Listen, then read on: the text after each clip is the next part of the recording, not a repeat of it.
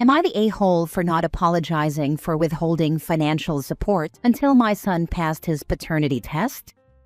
I'm 55 male, have 3 children, 2 girls and a boy. My son is my oldest, and up until recently, I thought he was a decent man.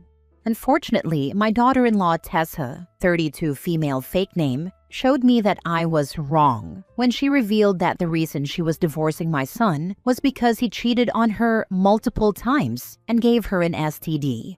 She made a social media post with pictures of text messages and video recordings of messages he left, proving her side. I was shocked, and when I confronted my son, he said she was over-exaggerating and that the only reason he did it was because she wasn't putting out.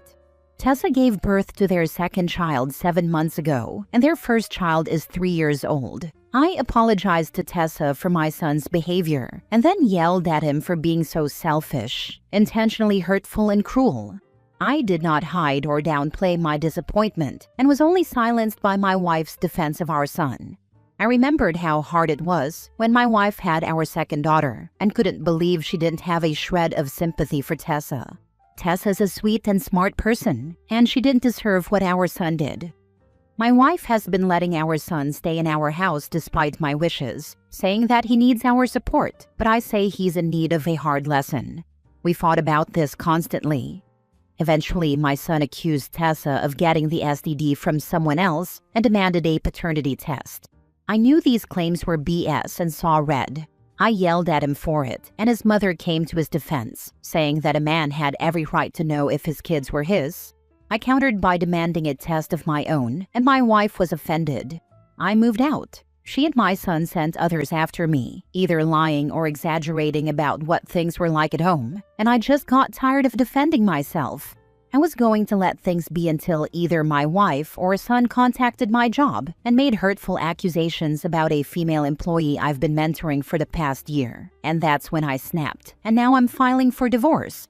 The house is paid off, so I'm willing to let her have it. But until a judge says so, I've stopped putting money in any of the accounts she has access to, and only make payments to the credit card with a $4,000 limit so she has money to buy groceries, get gas, and pay for her other expenses. I've also changed my main beneficiaries to my daughters and told my son that if he wanted a single cent of my money, he'd have to take a DNA test. He later did, and he passed, and I responded with an email acknowledgement that he was my son, as well as a copy of the re-updated will where he will receive 10% of my assets. My wife and son are demanding a public apology, but I don't feel like they deserve it. Am I wrong? Edit to add, just to be clear, since people seem to be skipping over it, my wife called my job and accused one of my mentees of getting special treatment in exchange for special favors from me and other men in the company. She made such a big public stink that HR is investigating, and my mentee is considering leaving due to the embarrassment and stress, not to mention the damage to my own professional reputation. Now for the top comments. Not the a-hole, but get your half of the house. Get a really good divorce lawyer. Document, document, document. Either that or get half the house's value and assets.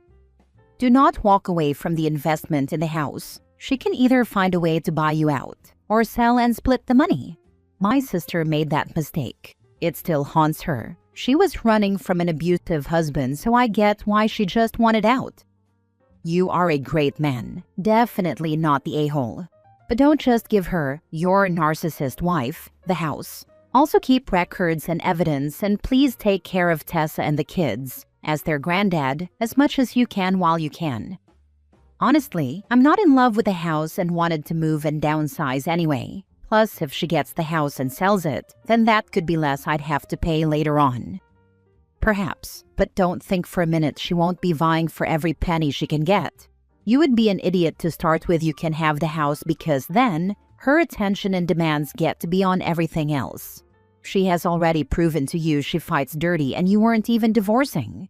Don't expect logic and acceptance of well he gave me that. She is coming for everything. Next story. Am I the a-hole for refusing to give up my inheritance money to pay for my brother's wedding? I, 27 female, lost my dad 2 years ago. It was the hardest thing I've ever been through. In his will, he left me a significant amount of money, around $30,000, with a note that it was specifically to help me get on my feet, build my future, and have stability. He didn't leave the same amount to my older brother, 30 male, because my dad always said my brother was reckless with money and never saved a dime. Fast forward to now, my brother is engaged and his fiancée wants a huge extravagant wedding.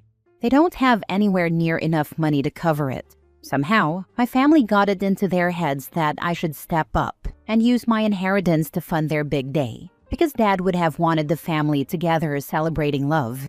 I said absolutely not. That money was my father's last gift to me. It's helping me pay down my student loans and put a down payment on a small house. I told them if they want a big wedding, they can either wait and save or scale back to something affordable. My brother and his fiancée blew up. She called me selfish. My brother said I was dishonoring Dad's memory, and my mom said, it's just money, but a wedding is once in a lifetime. Now extended family is on their side, saying I'm being greedy and tearing the family apart over dollars and cents. Here's the kicker. My brother has a history of blowing money on cars, gadgets, trips, and then asking everyone else to bail him out. I can't help but feel like if I gave in, I'd never see a penny of it back, and Dad knew exactly what he was doing by leaving the money with me and not with him. Still, I feel torn. I don't want to be the villain who ruined my brother's wedding, but I also don't think my future should be sacrificed for one day of partying. Am I the a-hole for refusing to use my inheritance to pay for my brother's wedding? Not the a-hole. That inheritance was specifically left to you for your stability and future. Your dad even acknowledged your brother's spending habits in his decision. Your family is trying to guilt you into throwing away the last gift your father gave you, and that's incredibly unfair. A wedding is one day, your future is decades. They can either scale back or wait until they can afford the wedding they want. It's not your job to bankroll it. That's exactly what I've been trying to say. My dad was very intentional when he divided things up, and I know he did it thinking about my future and the fact that my brother has always been reckless with money. It just feels so unfair that I'm being guilt-tripped for wanting to respect my dad's last wishes. And you're right, a wedding is one day, but I have to think about the decades ahead of me. The fact they are trying to say your dad would want you to use the money for your brother's wedding is laughable. If he wanted it used for that purpose, he would have left it for that purpose. Your dad made his intentions clear, even addressing why he wasn't leaving it to your brother. Sounds like you are honoring your dad's wishes, and he would be proud of the way you are thinking of your future. You don't need an excuse. Even if he were the world's best brother, he's not, and she were the world's best fiancée, she's not. They need to keep their hands out of your pocket. It blows my mind that they feel so entitled to money that was never theirs. If I had asked them for a cent in my life, they'd laugh in my face, but somehow I'm expected to bankroll their wedding. Nah. Not the a-hole. Do not give in to this peer or family pressure BS. The pressure has been non-stop. It feels like I'm the bad guy for not handing over money that was never meant for anyone else in the first place. I'm tired of being guilt-tripped when the real issue is my brother refusing to live within his means. Next story. Am I the a-hole for not giving any money for cancer care for my dad's stepchild? I, 19 female, have been very low contact with my dad since I moved out in April 2024. Very low contact, meaning I replied to him once since then, and exactly 0 times until this. Then he asked for us to talk on the phone a couple of months ago. I didn't, so he sent me a long text saying one of his stepkids has cancer, and they are raising money to afford all the surgeries and treatments they will need. He has 2 other stepkids, all under 8, and he was saying it was a necessity to keep their heads above water. He sent me a link to a GoFundMe that was set up for donations to help them out. When I didn't reply, he told me he knew I got a partial scholarship for college, had help from my mom's parents, and had money my mom left me.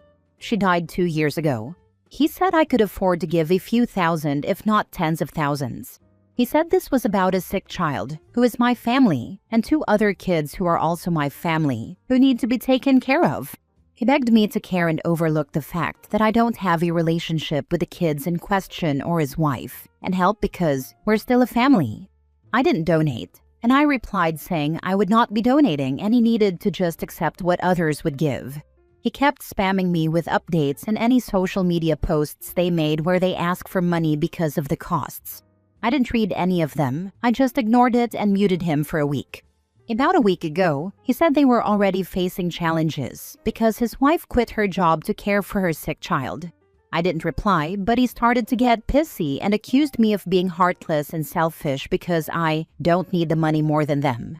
Dad has no idea how much I have. Since he and Mom weren't together, he never had access to what she left me and was never given any info by me or my grandparents.